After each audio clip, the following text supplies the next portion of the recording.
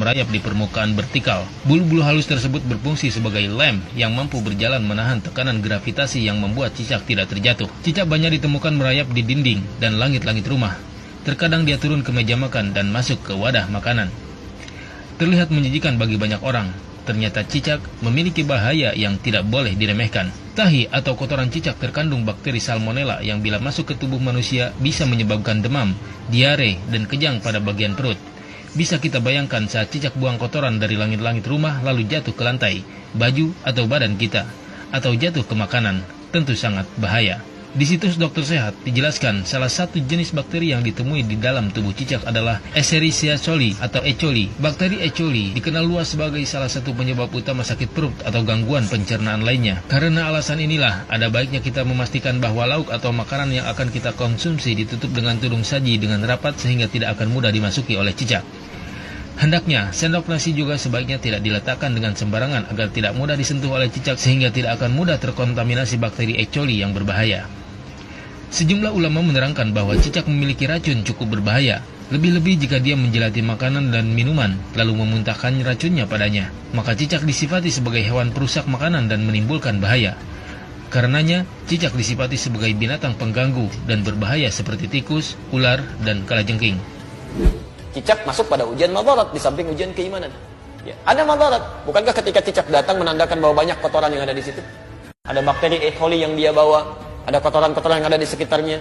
Yang dimakannya pun yang kotor juga. Apa makanan cicak? Nyamuk.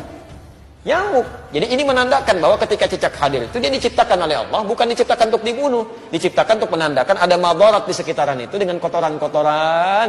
Makanya diciptakan oleh Allah untuk menunjukkan ini ada yang kotor, ada yang gak bagus, termasuk dirinya sendiri. Maka Nabi menyampaikan riwayat Sa'ad bin Abi Waqqas, ya, qala anna Nabiy sallallahu alaihi wasallam, bahwa Nabi sallallahu alaihi wasallam amara qatlal waza', memerintahkan untuk membunuh cicak. Membunuh cicak dan ada pahala di situ. Bunuhnya cicak itu seperti kita membunuh nyamuk untuk menunjukkan ada kotoran-kotoran di situ yang hikmahnya harus kita jauhkan. Memang diciptakan dia untuk menunjukkan itu dan harus dibunuh dia. Harus dibunuh. Ketika Anda bunuh itu bukan cuma ada pahala di situ, tapi menghilangkan keburukan-keburukan yang mungkin muncul. Termasuk di situ mengusir keadaan-keadaan jin, karena jin senang di tempat yang kotor. Makanya saya bisa katakan kalau ada cicak tuh beberapa tempat, itu jin biasanya ada juga di situ. Karena senang di tempat-tempat yang kotor. Ya, senang di tempat-tempat yang kotor. Jelas di sini? Dalam kitab Al-Mawsu'ah Al-Fiqhiyah, membunuh cicak dan sejenisnya termasuk disyariatkan dan disunahkan. Termasuk yang disyariatkan untuk dibunuh adalah ular. Begitu juga disunahkan membunuh cicak meskipun tidak menyakiti. Hal ini berdasarkan hadis yang diriwayatkan Sa'ad bin Abi Waqqas radhiyallahu anhu, bahwasanya Nabi Shallallahu alaihi wasallam memerintahkan untuk membunuh cicak. Beliau menyebut hewan ini dengan hewan kecil pengganggu. Alasan lainnya, dari sisi histori, karena nenek moyang cicak bersedia menjadi alat setan untuk menimbulkan keburukan kepada Khalilullah Ibrahim alaihissalam, berusaha meniup api yang membakar Nabi Ibrahim agar terus menyala. Dari Ummu Syarih radhiyallahu anha, ia berkata, Rasulullah Shallallahu alaihi wasallam memerintahkan untuk membunuh cicak. Beliau bersabda, dahulu cicak ikut membantu meniup api untuk membakar Ibrahim alaihissalam. Hadis riwayat Al-Bukhari nomor 3359.